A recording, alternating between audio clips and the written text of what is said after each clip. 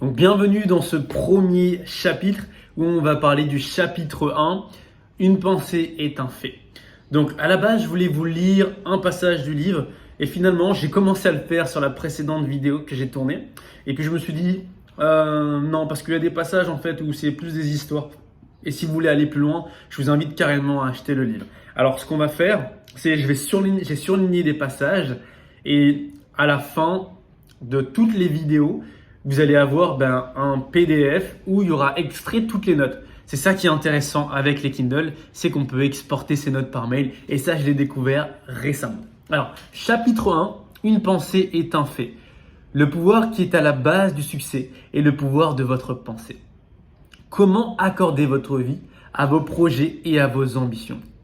Une pensée est un fait très puissant lorsqu'elle aligne un objectif défini, la richesse par exemple, la persévérance et le désir. Et puis j'ai surligné un autre passage que j'ai trouvé intéressant. La vérité n'a pas échappé à un poète. Et ce poète, c'était Henley. Henley qui écrivit ces deux vers prophétiques. Je suis le maître de mon destin, le capitaine de mon âme. I am the master of my fate. I am the captain of my soul. Il oublia de préciser que nous ne sommes ce maître et ce capitaine qu'en contrôlant nos pensées. Il aurait dû nous expliquer que certaines de nos pensées que je qualifie de dominantes sont si fortes qu'elles hypnotisent en quelque sorte notre cerveau.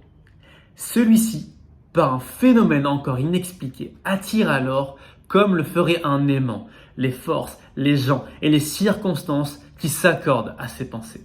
Il aurait dû ajouter qu'avant d'accumuler des richesses, nous devons ancrer le désir d'argent dans notre esprit, ce qui tout naturellement nous amènera à échafauder des plans dans ce sens.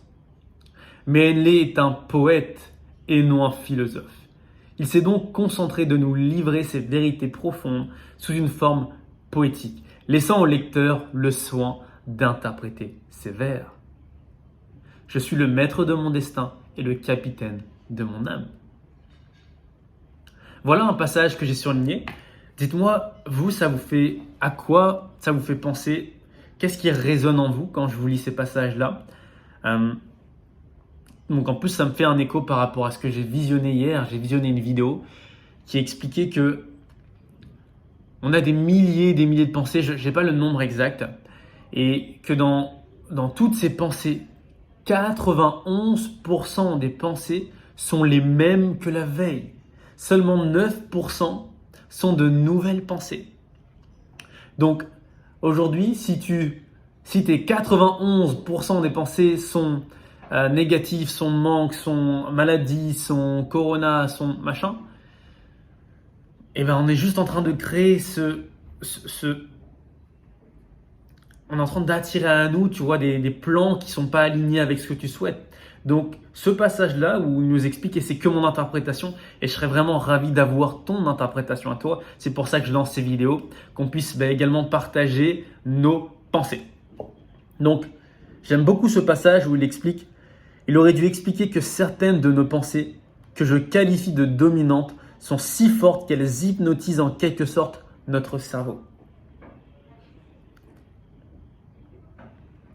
Donc de se concentrer peut-être sur les 9% nouvelles pensées qu'on a tous les jours et que de se concentrer là-dessus pour qu'elles hypnotisent carrément notre cerveau afin, comme il le dit, d'attirer comme un aimant, d'attirer alors comme le ferait un aimant, les forces, les gens et les circonstances qui s'accordent à ces pensées. C'est tout pour cette première vidéo. Dis-moi si le format ça te plaît et puis on va continuer de toute façon.